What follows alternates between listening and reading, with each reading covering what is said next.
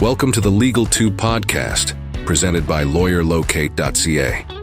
Join us as we explore the latest trends, strategies, and tools for promoting your legal practice in the digital age.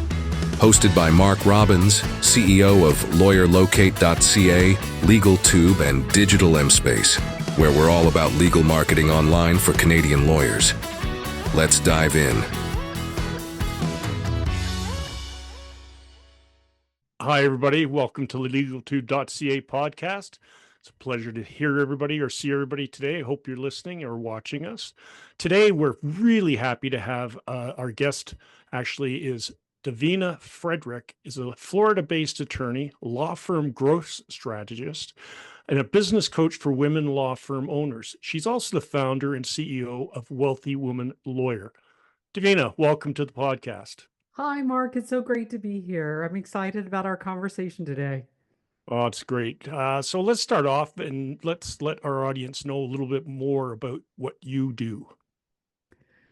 So, yes, I'm a Florida licensed attorney and I have been since 2007. I had my own practice for many, many years. And about 12 years ago, I got into coaching as a result of my exploration of coaching to grow my own law firm and make it successful. I then really fell in love with the concept and I began coaching other professional services businesses.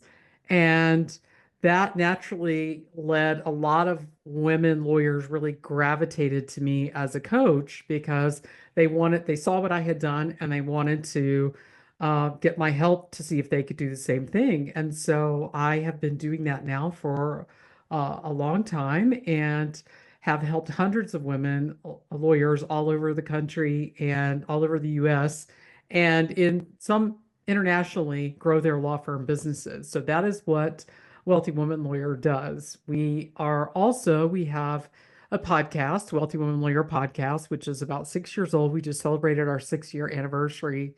And we serve women law firm owners that way as well. Congratulations on your anniversary. That's super. Thank you.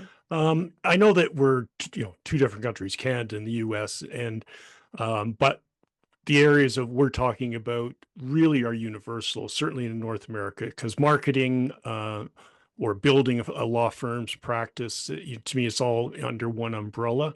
I don't think the differences in the types of law or the rules in the different states or provinces really speak any differently to what you're doing to what we do.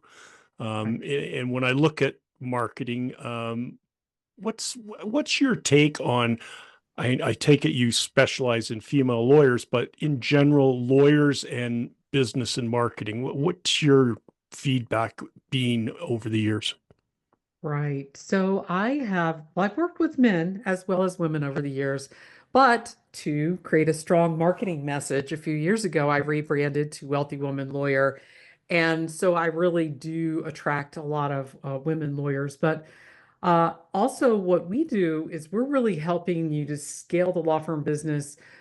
Marketing is a piece of it, but so is hiring and priority management and systems and processes and understanding your money. And what I have discovered, and this was me when I first went out on my own, I went to law school, went out with the intention of starting my own law firm right out of law school. And I was like 42 at the time. I had had a career previously. I thought, hey, my career was in marketing before, right? So I'm thinking, no big deal. I can go do this. Well, the marketing piece, I really understood how to do, but I didn't take into account all the other things that were involved in scaling a law firm business. And I think what I find missing, there's been such a need for this because I did not have this available to me that way back in 2007. And so I created it, was somebody to coach me and help me become a better business person because we're not taught that in law school, as every lawyer will tell you. We're not taught. And in fact, in law school, at least in the US, there's this kind of idea that if you're not in the top 1% or the top 5% of law schools, in the top 1 to 5% of your law school class, then you're not going to get a job at a big law firm, right? At a large law, big law, because you're simply not going to be qualified enough. Well, what does that leave the rest of us, the 99 or 95%, to do with ourselves, right? So most of us either go and work in small to mid-sized firms, or we go start our own firm. And we're starting to see a lot more people. I think social media is a big driver of this idea of entrepreneurship and the freedom that comes with entrepreneurship, and whether that's accurate or not. But this drive, and so more and more people are sort of coming out and saying, well, I'm going to start my own business. And they don't really know the fundamental business principles, whether that's marketing or any other aspect of running a business. And they kind of think, well, I'll post on social media and that will do it. And it's really, as you know from your experience, it's really a lot more than that. Yeah, and it's funny you touch on it. And I should have mentioned this at the beginning, because you are geared more to female entrepreneurs. The founder of LawyerLocate.ca, which is the parent company for LegalTube and Digital Lemspace, our website design development and SEO management company, is a woman, Natalie Waddell. She created Lawyer Locate 24 years ago, um, based on her own personal experience at that time and living in Toronto. And she was going through a divorce and kind of came to that realization: how do I find a lawyer? I'm not going to ask my family because I don't necessarily want them to know right now. I Right. don't know what friends I can trust that aren't just friends with my husband and more than me. And Right. the at that time in Ontario, the Law Society of Upper Canada's referral service was not the best, to say the least. And she just, because she had a background in web design development, and she understood that, she created this little niche marketplace, and it grew from there to where we are now. Like you say, I've often told people that any online business that lasts more than 20 years, you got to be doing something right, because that I've researched that 100 times, and I'm hard pressed to find anybody that's been online successfully with a business with a niche market.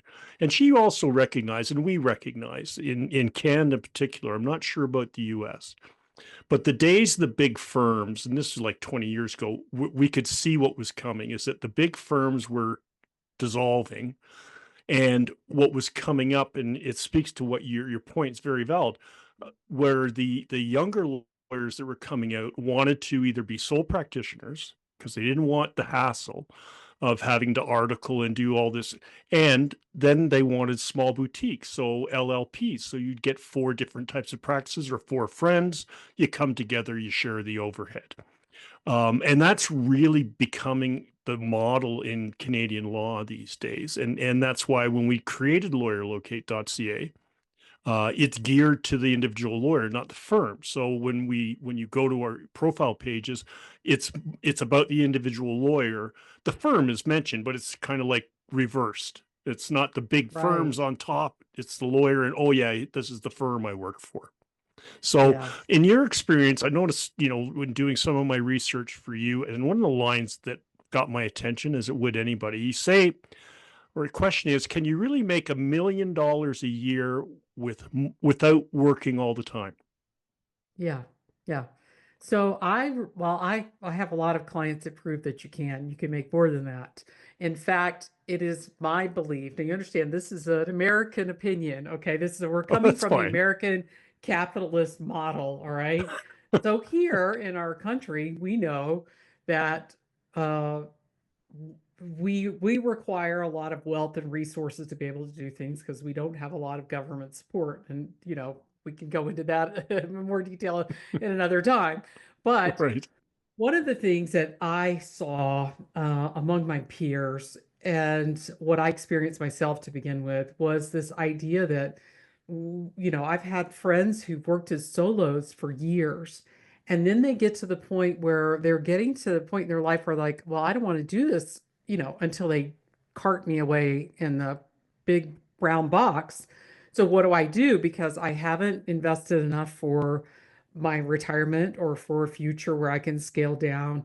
I don't make enough money. I've made enough money to be comfortable all these years, but I haven't become wealthy.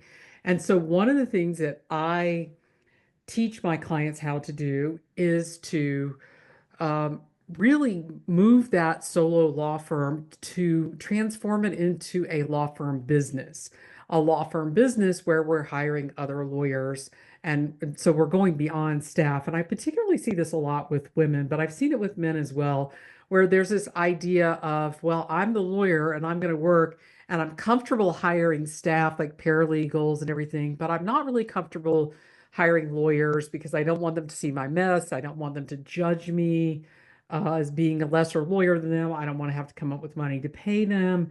And then they wind up sort of stuck in a grind and never really having true time freedom that you would have if you have an actual business that can generate wealth without your daily involvement. So you can leave and go on your vacations. You can leave early and go to your kids' soccer game or whatever it is. And you don't have to worry about everything falling apart in your absence. You don't have to worry about being on the phone constantly to answer questions because you have a systematic approach to growing wealth generating business that can operate without your daily involvement. So that is really my goal in helping my clients achieve that for themselves. And so the $1 million is it really is that mark that I find a lot of solos get to that high six figures and they get stuck there. And the reason they get stuck there is they're doing everything themselves still, even if they have a team working for them. And there are exceptions. There are some people who build whole firms around paralegals, but you never have true freedom unless you have some other attorney there who can do some of the attorney things in your absence. And so, really, what I'm helping them do is scale their businesses to that point where they have uh, they have the ultimate freedom. They are a CEO. They transform from a solo to a CEO of a business that operates without them and makes a lot of money in the process, so they can pay everybody handsomely who works for them. Oh, that's great. I mean, what you're saying makes a lot of perfect sense to me. I've done over the years several talks at colleges, law schools in Canada, and I have a habit of starting them off with a bit of a controversial comment by saying to the student body that was there to listen to what I want to pontificate on. And I pointed out to him, I say, the law school is probably doing a disservice, and you really need to be aware of that. And of course, there's the oohs and ahs, and I come back and say, well, here's the reason I bring this up. I said, it is my firm belief that law schools are doing the students a disservice by not forcing a minor in business. Because what happens a lot of times is to the young students, I said, you come out, you article, and then you say, well, I'm going to go hang my shingle and I'm going to make money. Oh, it's just going to, and then you get out there and it's like, oh, I have to negotiate a lease. Oh, I have to get furniture. Oh, I have to hire employees. And they don't know what to do because that didn't come in the in the books. It didn't come in your law school teachings. So I said, Mm. tell them all, I said, do yourself a favor. Before you leave this university, go get some business education experience before you go out on your own. It's very important, or at least avail yourself of experts if you can afford to hire the right people to do the job. And I'm amazed at how many really, I mean, smart lawyers that I know up here just are befuddled by how to manage their business and market their business. And that's why companies like you, or consultants like you and companies like mine exist, is because that Right, isn't changing very quickly. right. Another interesting thing is let's bring the elephant in the room into the conversation, because you talked about Florida. I spent some time in Florida when I was younger. I'm very aware of the Canadian contingent, both as vacationers, the snowbirds, as well as the large community, a lot of them French Canadian, that actually own in Lauderdale area and on that side. With the tariff war that's going on right now, what's your insight into the impact of that on a state like Florida that depends probably more than a lot of other states on Canadian tourism? I have a lot of political opinions about which I could opine, but I'm going to just say that uh, I am a native Floridian, kind of rare species there. I was born there, grew up there, so did my husband. We lived there all of our lives until last year when we moved to Colorado. And part of our decision to move to Colorado had to do with the political climate. Florida has become particularly conservative over the last few years, and we have a governor who is particularly conservative and who tends to follow our new president um, in a lot of his philosophies, beliefs, and actions. So I think that you're going to find that there's going to be an exodus and a rethinking, probably, of a lot of people who are coming south, for the winter. They might choose to spend their dollars elsewhere. So I think it could have a really strong economic impact on the state of Florida. Will that change what's going on in the state of Florida if they continue down the path they're going politically? I don't know because they've got some really divisive, strong beliefs from the people who are in office now. And there are a lot of us who are from Florida who wish that it was not so. And we're actually, interestingly enough, in a fight right now for Florida. The people who are still living in Florida, residents of Florida, there are two elections coming up, both in Florida, that could change the balance of the House um, in the U.S. government if they get elected, if the Democrats get Right. elected. So it could change the balance of power. But I don't know where we're going to go with this. I think there are a lot, I will say there are a lot of this. One of the things I say about Florida is that it it becomes a red state, but there are a lot of blue people there. And so it's really, Right. if you look at statistically, it's really very purple there. And so it's always a fight for Florida when they have national elections. They're always looking to win Florida because of that reason.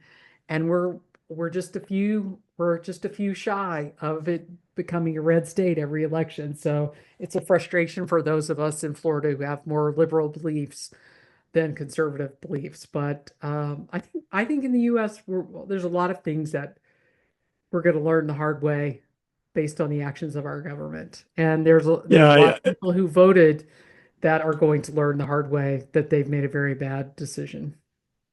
Yeah, I mean, I'm not really trying to make. I don't want to make this a political, but it's I feel remiss because it is a reality that's touching all of us, and we could also talk about how much of an impact this tariff war is going to have on the legal community. And my prediction is it's going to be huge. I think there's going to be a lot of pushback, and I think it's going to cost both sides of the 49th parallel a large amount of money for something that on our side we didn't bring this, Right. and all the conversations and all the stuff and the rhetoric that's out there by your president, that's it my 10-year-old or 10-year-old 2-year-old child could figure out on the internet to fact check him and go, he's just plain lying. Yeah. But Yeah. Yeah. We have and a I lot of think, go ahead. we have a lot there are a lot of us here who are scratching our heads about the whole situation. And I think there are going to be a lot of people who are going to realize that they made a mistake. And it may be too late then. So we're all kind of very concerned about it. But yeah, this is the world we're living in right now. And one of the things that I tell, it's right after the election, I would get on the phone with a lot of my clients, and a lot of them are very progressive and are very concerned about what's happening to the state of the country when he got reelected. And one of the things that I feel is my job in helping them was to help them compartmentalize and refocus on their businesses and say, our work today is going to be about that. We're going to focus on that. And there needs to be, um, if we don't develop some sort of way to still function in this world, then we're really going to have a problem because a lot of brilliant minds who can contribute a lot are going to get caught up in this depressed feeling that that this is a very scary time. And what we need instead is we need people to um, control those emotions and go out and really make a difference in the world. I mean, the latest issue that we have is the administration's defiance of the judiciary, which is Yeah. just bedrock in our society. And so, how do we get up every day and go to work when we feel like the sky is falling? You feel really afraid for women, for minority populations, for everybody, but a very small sector of our population. And that, that's a hard thing to live with. But one of the things that I tell my clients is that we need to focus today in this moment on, you know, the, there's planes to catch and bills to pay, to quote Jimmy Right. Buffett. There's mortgages that got to be paid. So we still need to get up every day and do our work. And there are people out there who need lawyer services desperately, even more than ever. And so it's really important that we create businesses that are sustainable and will be there for people so that they can have excellent lawyers and excellent representation, because there's a huge need for it. And there will be more, I think, in the future. That's very well said, Davina. I appreciate that. And just so you understand, I'm referring to when you were a Floridian.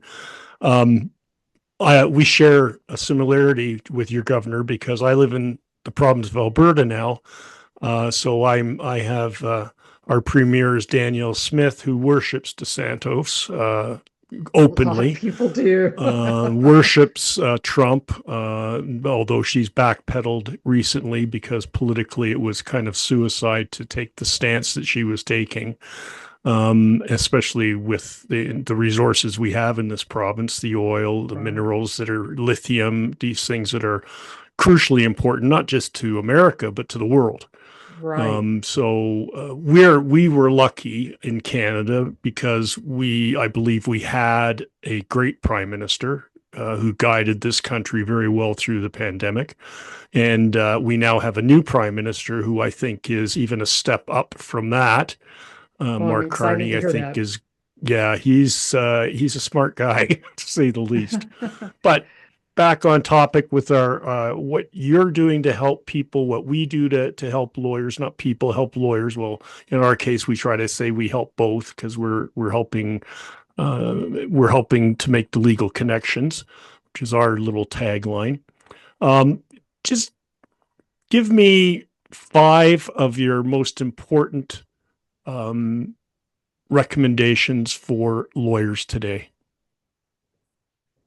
With regard to growing their business, with Yeah, regard to their marketing specifically, um, I think so number one, I'm very excited about the idea of more people starting their own law firm business and the diversity that brings into our industry, because now we have more women than men graduating from law school, but we still have only 23% of the partners are women.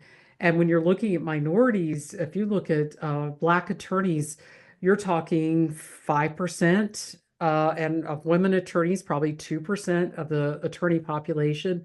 So I'm very excited to see where a lot are taking advantage of the technology that's available, because that's been a huge shift in everybody's culture, is the continued growth of technology, starting their own businesses. And what I encourage people to do is dream a little bit bigger about what you can do in a law firm, because a lot of these big law firms that you see, or medium-sized law firm you see, there are two guys who graduated from law school and said, hey, let's go start our own business, and they did. And now 20 years later, we see the impact of that in the size of their law firm and the impact they're having. I'm encouraging other populations and other people, including women, to do the same thing. Dream a little bit bigger. Instead of saying, I'm going to go out and be solo and just work my fanny off for 17 years or 20 years, and do everything myself, to start thinking of yourself like they taught you in law school how to think like a lawyer. Now, if you hung your shingle out, it's really incumbent upon you to start learning how to think like a CEO of a business. Because what right. you do when you grow that business successfully, you can operate a business in a way that brings your values to bear on it. And you can change the world by doing something like that. Not only that, but the when you grow a larger business where you hire other lawyers and you're bringing your values to it, you're going to be able to 10x, 20x, 30x your impact on the number of people you can serve that require good legal services. So, number one, I would say dream a little bit bigger and say, how can I, instead of, I can't, say, how can I? And so that's number one. And I think there are so many more resources out there these days. Um, the online universe has given us so much more reach. I can have this conversation with you. I'm sitting here in Colorado, you're in Alberta, and we're having this conversation. And I never would have met you before, right? If we Right. think back to our careers in the 90s, I mean, that just wasn't a thing, right? And so unless I hopped on a plane. So I think that is learning to, number two would be learning to leverage the tools that we have now that we did not have 10 years ago, 20 years ago. We're seeing a lot with, obviously, with automation tools. There are always great resources and tools coming out. There are a lot more lawyer coaches now than there used to be. And we're seeing a lot, people are doing a lot with AI. So using those resources would be number two. Number three is I really think um, focusing on creating a systematic practice where you have made your marketing and your sales and your intake and onboarding systematic. And so instead of rethinking the wheel every time you're doing something, you've put systems in place. You've hired experts such as yourself to help you put those systems in place to attract those ideal right fit clients instead of just sort of settling. When I opened my law firm, I did what they call door law. Anything that came through the door, that's what I did. And over time, of course, I grew out of that. And I really encourage people to grow out of this idea of passive referrals. Referrals are great, and referrals are the foundation for a lot of lawyers, but having a marketing system that can operate without you having to be the one at that networking meeting every week is going to take you to a different level in your business. And then hire lawyers is my number four. Hire lawyers, get over your fear of hiring lawyers. It's going to be scary. You're going to feel like, are they going to judge me? Because lawyers always have this doubt in their head, like, we're always practicing. That's why they call it practicing. We're always encountering something new. And it's really going to make you better, especially if you hire somebody who is better than you. It's going to make you better. It's going to make your business better. And then lastly, I would say really invest in leadership skills and learning how to be a better leader of a wealth generating business. And I'll just throw in a bonus that I've hired many coaches, and even if I didn't get everything out of that coaching program that they had for me, I always have transformed, had some transformation for every coaching experience I've had. I've had someone who has elevated my way of thinking, and I've walked away with some gold nuggets, even if I didn't get the full value because they just were spraying me with a fire hose. And so don't be scared of that, and don't beat yourself up if you're like, oh, I didn't read every piece of material they had, or I didn't go to every meeting they had. If you get one or two transformative ideas that change the way you think and the way you operate, and the way you view the world and yourself, then it is well worth that investment. Awesome. You mentioned in the green room that you get a lot your assistance for your social media management out of a firm or an individual in Toronto, Canada.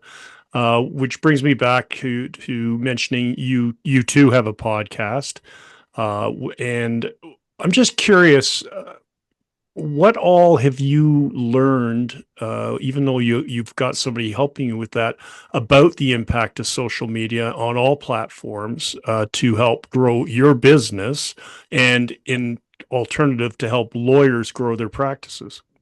Right. Well, I want to share an example of a client of mine who she gets 98% of her business from Instagram and TikTok.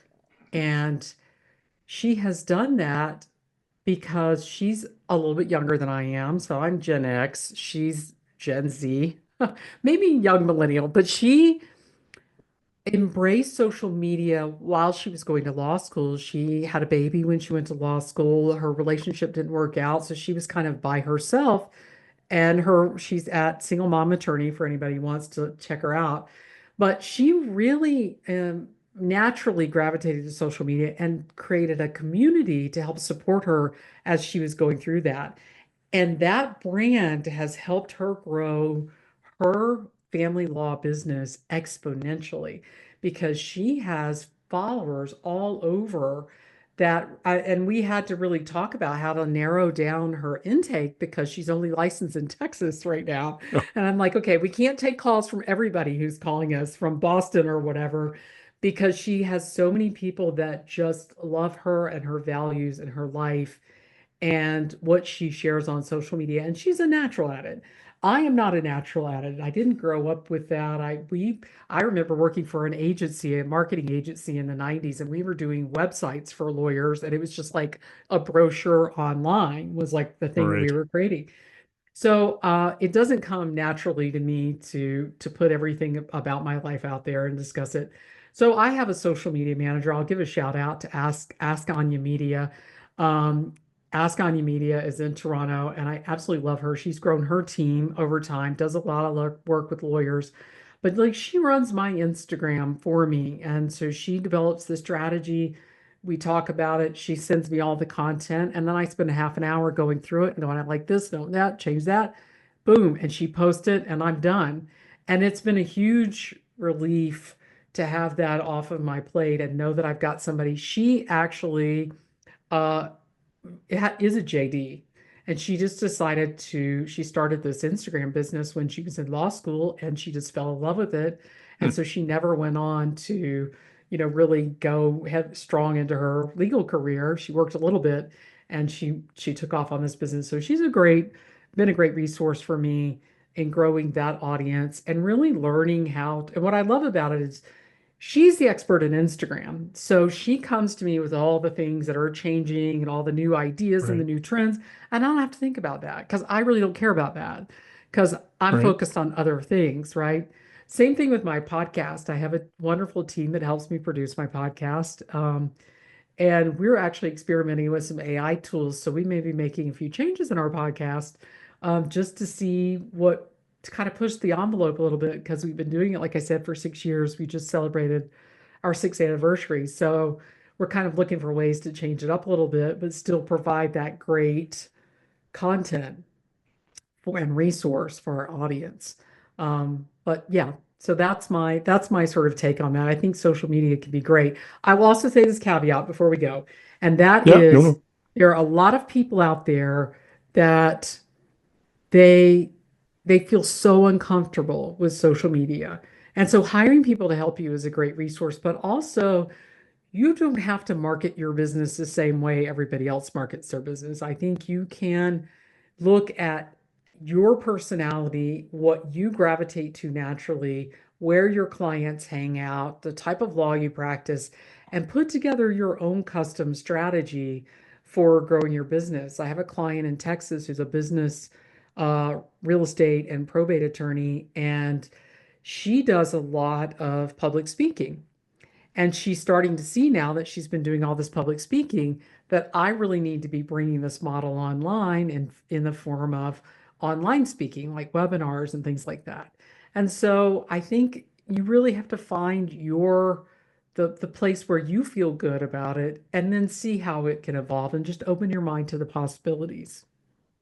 It's excellent. So, just in closing, a couple points I want to make. You had mentioned that you do act for clients in Canada, so we are certainly will make sure that in the lower third, all your contact information will be there, so the listeners and viewers in Canada can get in touch with you if they want to seek your help. And conversely, we also, with the exception of Lawyer Locate, because that's Canadian specific, but we do production for producing podcasts, social media management, website design and SEO, organic SEO. globally, so we're not restricted. So either way, Davina, this has been a real treat for me. I really enjoyed this, and I wish we had more time. And I think we'll probably try and find a way to get you back to visit with us again. I'd love that. In closing, I guess what I'd like to say is I'm going to steal from a YouTube show that I just absolutely fall in love with, Hot Ones. And Sean says at the end of the show, but I don't have 4 cameras, this camera, this camera, this camera. Tell my audience what's going on in your life. Tell them what's going on in my life. Oh gosh. What's the big news that's going on in my life is after living 58 years in Florida, we moved to Colorado, and we did it with my mother-in-law and my English bulldog on a 3-day drive across the country to move here. And then this year we liked it so much that was December of the 2023. December of 2024, we just bought a house here. So we are staying for a little while. And I I get to spend my days doing work that I love and then going outside into the beautiful Colorado mountains and the hiking and really enjoying being outdoors, which is something very important to me at this age. I love to be a lot more active and go to the gym and go hiking and spend time with my husband. So that's what's going on in my life. Terrific. Thank you so much, Davina. It's been a real pleasure having you on the show. So everybody, that was Davina Frederick. All her contact information will be in the lower third of the episode. Please feel free to reach out if you need some legal help and guidance on how to market your practice in Canada or the States. Again, I want to reiterate, as I do every end of every podcast, if you're a lawyer or a law firm and you think you need help with your legal marketing and your brand presence, you probably do. Feel free to reach out to us for a consultation. It costs you nothing but some of your time, and we may be the answer to some of your problems. Stay tuned, everybody. Please hit the subscribe button and like so you'll get notifications on our next show. It will be next month, and we will put the announcement out closer to the show date. Thanks again, everybody. Have a great day. Thanks for joining us for this episode of the LegalTube podcast. Ready to take your legal marketing to the next level? Our show delivers expert insights and practical advice to help you succeed in today's competitive legal landscape. Whether you're a seasoned pro or just starting out, this podcast is for you. For more information, check out LawyerLocate.ca. And if you have any questions, get in touch with us. Thanks for listening.